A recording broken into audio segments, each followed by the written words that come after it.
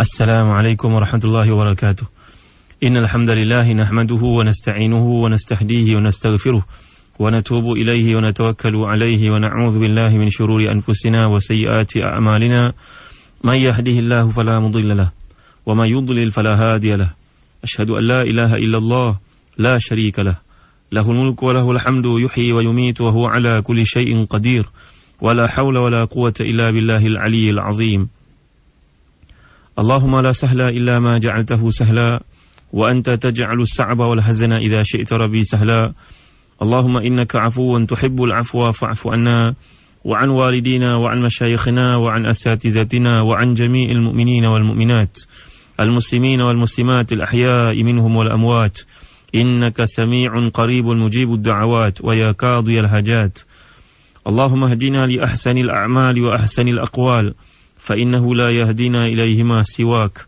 وقنا اللهم سيء الأعمال وسيء النوايا فإنه لا يقينا منهما سواك. رب اشرح لي صدري ويسر لي أمري واحلل عقدة من لساني يفقهوا قولي. سبحانك لا علم لنا إلا ما علمتنا إنك أنت العليم الحكيم. اللهم صل وسلم وبارك على سيدنا محمد وعلى آل سيدنا محمد كما صليت وسلمت وباركت على سيدنا إبراهيم وعلى آل سيدنا إبراهيم في العالمين إنك حميد مجيد. Amma ba'd. Sidang pendengar yang dirahmati dan dikasihi Allah sekalian, alhamdulillah, bersyukur kita kepada Allah Subhanahu wa taala dengan limpah kurnianya dapat kita menyambung kembali perbincangan kita menerusi surah Al-Qamar. Dalam episod yang lepas sudah kita bincangkan azab yang menimpa kaum Nabi Lut alaihi salam akibat daripada kedegilan mereka untuk melakukan perbuatan yang terkutuk tersebut yang dibenci oleh Allah, yang dinafikan oleh makhluk. Manusia tidak dapat menerimanya, binatang-binatang pun tidak melakukannya, tetapi dilakukan oleh manusia. Lalu berhaklah mereka untuk menerima azab yang dihantar oleh Allah Subhanahu wa taala. Sebenarnya perkara ini juga dihuraikan dengan lanjut oleh Allah Subhanahu wa taala menerusi surah Hud. Kalau kita simak dalam surah Hud, Allah Subhanahu wa taala menggambarkan peristiwa ini dalam ayat yang ke-73 dan seterusnya. A'udzubillahi minasyaitonirrajim. Qalu ata'jabina min amrillah rahmatullahi wa barakatuhu alaikum ahlal bait innahu hamidum majid. Ini kisah yang melibatkan Nabi Ibrahim ketika perutusan 3 orang malaikat memberitahu mereka tentang kelahiran anak yang baru daripada isteri yang pertama, anak yang bernama yang akan dinamakan sebagai Ishaq, bapa kepada Bani Israel. Kemudian 3 orang malaikat ini melanjutkan perutusan Allah Subhanahu wa taala kepada Nabi Lut. Nabi Lut ini sudah kita bincangkan merupakan kaum keluarga kepada Nabi Ibrahim. Mereka bersama-sama migrate daripada tempat sebelum ini untuk menyampaikan risalah Allah Subhanahu wa taala. Perkara ini sudah kita bincangkan. Maka dalam ayat ke-74 surah Hud, insya-Allah kita akan bincangkan lebih lanjut. Cuma di sini kita ingin istidlal, membuat berkaitan bahawa ayat Quran saling berhubung di antara satu sama lain, saling jelas menjelaskan antara satu sama lain. Dalam ayat ke-74, a'udzubillahi minasyaitonirrajim. فَلَمَّا ذَهَبَ عَنْ إِبْرَاهِيمَ رَوْعُ وَجَاءَتْهُ الْبُشْرَى يُجَادِلُنَا فِي قَوْمِ لُوطٍ إِنَّ إِبْرَاهِيمَ لَحَلِيمٌ أَوَّاهٌ مُنِيبٌ يَا إِبْرَاهِيمُ أَعْرِضْ عَنْ هَذَا إِنَّهُ قَدْ جَاءَ أَمْرُ رَبِّكَ وَإِنَّهُمْ يَأْتِيهِمْ عَذَابٌ غَيْرُ مَرْدُودٍ. Maka masuk kepada kisah Nabi Lut.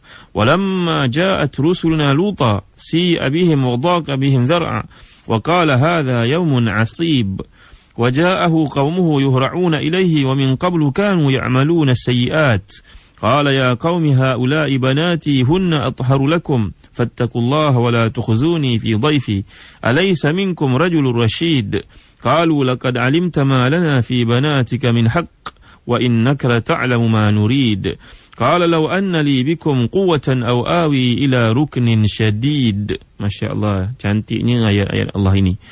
Bawa kepada kita kisah bagaimana 3 orang utusan Allah Subhanahu wa taala yang telah kita sebut sebelum ini Nabi kepada Nabi Lut itu, iaitu Jibril, Mikail dan Israfil, dalam rupa lelaki yang kacak. Berita kedatangan mereka dibocorkan oleh isterinya sendiri. Walaupun isteri ini mengikut pandangan yang dikemukakan oleh Ibnu Abbas, Ibnu Mas'ud, Abdullah bin Umar, dia tidak terlibat melakukan perbuatan lesbian.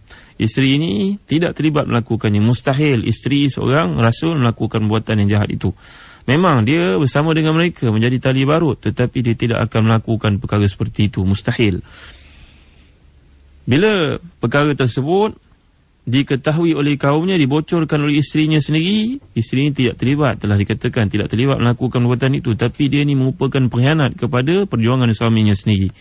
Perkara ini pernah kita sebut menerusi surat Tahrim di bahagian hujungnya, akan kita bincangkan pada waktunya kelak. Lalu isteri yang telah beritahu kepada mereka, mereka pun datang beramai-ramai. Tujuannya apa? Allah tak malunya orang yang melakukan maksiat ni. Dia tidak ada perasaan malu sama sekali. Datang beramai-ramai untuk merampas tetamu Nabi Lut ini untuk dikerjakan oleh mereka bergilir-gilir. Seolahnya begitulah kata Ibn Jauzi dalam tafsir Zadul Masir, mentafsirkan ayat ke-81 dan seterusnya dari surah Hud. Bayangkan, lalu Nabi Lut akhirnya mengatakan kepada mereka, bukankah kamu ini mempunyai isteri-isteri? Isteri-isteri itu lebih baik untuk kamu datangi, untuk kamu bersama dengannya. Mengapalah kamu nak menganiaya tetamu aku? Buat malu je kamu ni. Malu company. Kamu, kita duduk satu tempat, tiba-tiba perangai kamu yang cukup jahat memalukan aku di hadapan mereka. Mereka datang untuk menjadi tetamu aku, tiba-tiba kamu paksa mereka untuk melakukan perbuatan jahat itu dengan kamu. Alangkah peliknya perbuatan kamu. Lalu mereka mengatakan, qalu laqad alimta ma lana fi banatika min haqq wa innaka la ta'lamu ma nurid. Kamu tahu kami tidak akan bersama dengan isteri kami, walaupun disebut di sini banatika, anak-anak perempuan kamu. Ini biasalah, merupakan satu, kita berkomunikasi dengan orang lain, kadang-kadang kita anggap orang itu merupakan anak kita. Kerana Nabi Lut ni seorang Nabi yang mulia, Nabi yang sudah lanjut usianya pada waktu itu. Maka dia tentu mengatakan, itu isteri-isteri kamu tu anak-anakku, datangilah mereka. Mengapa kamu nak mendatangi orang lelaki, tetamu aku yang datang sementara waktu ini saja, yang tentunya akan melaporkan perkara ini bila mereka balik kepada kaum mereka, memalukan perbuatan kamu. Jadi mereka mengatakan, tidak, kami tidak akan berganjak daripada prinsip kami. Lalu Allah SWT tetapkan apa yang dipohon oleh Jibril. Menerusi ayat yang ke-37 yang pernah kita bincangkan dalam pertemuan sebelum ini. A'udzubillahi minasyaitonirrajim. Walaqad rawaduhu an dhaifihi fatamasna a'yunahum fadhuqu 'adzabi wa nuzur. Dan demi sungguhnya mereka telah memujuk Nabi Lut mengenai tetamunya itu. Lalu kami hapuskan biji mata mereka serta dikatakan kepada mereka, rasalah azabku dan kesan amaran-amaranku. Ini tafsir yang saya pilih daripada terjemahan Abdullah Basmi, pimpinan Ar-Rahman. Kata, kalau kita melihat kepada terjemahan lain, dikatakan dibutakan matanya. Ada 3 pandangan di sini. Yang pertama mengatakan dikibas ataupun apa istilahnya, dilempang oleh malaikat Jibril dengan sayapnya ketika mereka cuba nak menangkap tetamu-tetamu Nabi Lut ini, malaikat-malaikat ini, maka dilempangnya, dikibas dengan sayapnya, maka mata mereka pun buta, tak nampak. Itu pandangan pertama, pandangan yang paling kuat. Pandangan yang kedua dikemukakan dalam kitab tafsir Zadul Masir, iaitulah pandangan disorot kepada Ibn Mas'ud, bahawa dimaksudkan ke situ mata dihilang. Mata dihilang terus sama dengan kulit muka yang lain, tidak ada mata langsung. Dan pandangan ketiga dikemukakan oleh Al-Imam Al-Kalbi dalam kitabnya At-Tashil li Ulumit Tanzil, dikatakan mereka masuk, mereka tak dapat melihat di mana malaikat, di mana tetamu-tetamu yang dimaksudkan oleh isteri Nabi Lut merupakan orang-orang yang handsome, orang yang kacak yang datang, yang patut mereka kerjakan pada waktu itu. Ketiga-tiga pandangan ini disorot daripada pandangan-pandangan sahabat, tapi yang paling sahihnya, yang paling rajih kata Ibn Kathir, merupakan pandangan yang pertama, hasil daripada doa Jibril AS kepada Allah, ya Allah, aku dah tak sabar nak mengenakan kepada mereka azab kerana perbuatan mereka yang jahat. Maka bila mereka melakukan perkara tersebut, memecahkan pintu, menceroboh masuk ke dalam rumah Nabi Lut semata untuk merampas 3 orang tetamu ini untuk mereka lakukan perbuatan terkutuk itu bersama dengannya, maka Jibril telah pun mengibas muka mereka dengan sayapnya, maka butalah mereka. Sidang pendengar yang dirahmati dan dikasihi Allah sekalian, pengajaran yang penting yang dapat kita ambil daripada peristiwa-peristiwa seperti ini, iaitulah jangan sekali-kali kita ini melanggar perintah Allah Subhanahu Wa Taala. Bagaimana azab Allah SWT turun kepada mereka? Nabi Lut kemudiannya telah pun dapat menyelamatkan diri, dan 3 orang malaikat ni pun menyelamatkan diri.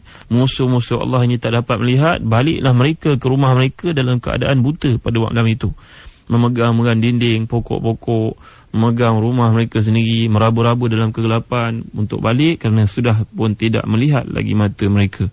Ini ketua-ketua, pemimpin-pemimpin yang suka melakukan kejahatan di kalangan kaum tersebut.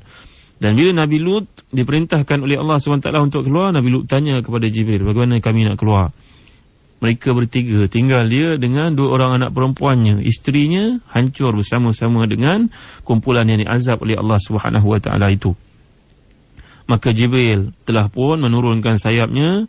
Dalam satu hadis dikemukakan, disorot daripada Ibn Abbas, maka Nabi Lut dan juga 2 anak perempuannya menaiki sayap tersebut bersama dengan kambing-kambing dan lembu-lembu mereka, membawa keluar. Dan kemudian dengan ketetapan Allah SWT berlakulah azab yang hebat ke atas mereka yang telah kita gambarkan dalam pertemuan sebelum ini. Iaitulah datang malaikat Jibril untuk menyelup permukaan bumi dengan 7 lapisannya, kemudian mengangkat setinggi-tinggi ke langit. Dan kedengaran penghuni langit semua bunyi binatang dan mereka menjerit-jerit walaupun dalam keadaan tidak bergerak itu. Kemudian diterbalikkan, lalu takdir Allah SWT untuk ditimpakan ke atas mereka batu-batu yang besar yang kita lihat dalam ayat ke-34. A'udzubillahi minasyaitanirrajim. Inna arsalna alaihim hasiba illa ala lut najjaynahum bisahar. Sesungguhnya kami telah menghantar kepada mereka angin ribut yang menghujani mereka dengan batu, kecuali keluarga Nabi Lut. Kami selamatkan mereka dengan menyuruh mereka keluar dari kawasan tersebut pada penghujung malam. Sidang pendengar yang dirahmati dan dikasihi Allah sekalian, di sini kita dapat lihat beberapa perkara penting. Bagaimana Allah SWT menghapuskan umat yang melakukan perbuatan yang pelik ini, perbuatan yang cukup janggal ini, yang tidak dapat diterima oleh manusia. Itu sebab kalau kita lihat dari sudut muqaranah mazhab dalam hukum fiqah melibatkan perkara-perkara bersifat lesbian ini, hubungan sesama jenis, maka para ulama hampir-hampir sepakat untuk mengatakan bahawa kesemua mereka ini patut dibunuh sahaja jika sabit kesalahan, kerana perbuatan tersebut bukan perbuatan yang tidak dapat diterima oleh manusia, dan Allah SWT sendiri sudah pun menghapuskan tempat tinggal mereka. Bahkan dengan tempat-tempat tinggal sendiri Allah SWT hapuskan dengan tujuan supaya jangan dilakukan oleh orang-orang selepas daripada mereka. Sidang pendengar yang dirahmati dan dikasihi Allah sekalian, kemudian dalam ayat ke-40 Allah SWT tutup episod ini dengan satu peringatan yang sama dengan sebelum-sebelumnya. A'udzubillahi minasyaitanirrajim. Walaqad yassarnal Qur'ana lidzikri fahal min mudzakir.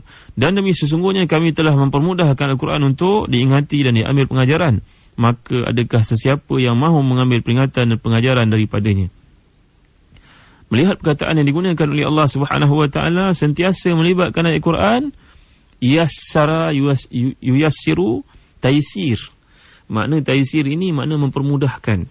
Sebab faqra'u ma tayassara minal Quran. Dalam surah Al-Muzammil Allah SWT mengingatkan kita supaya bila bangun sembahyang pada waktu malam, bacalah apa yang kita mampu daripada ayat-ayat Quran.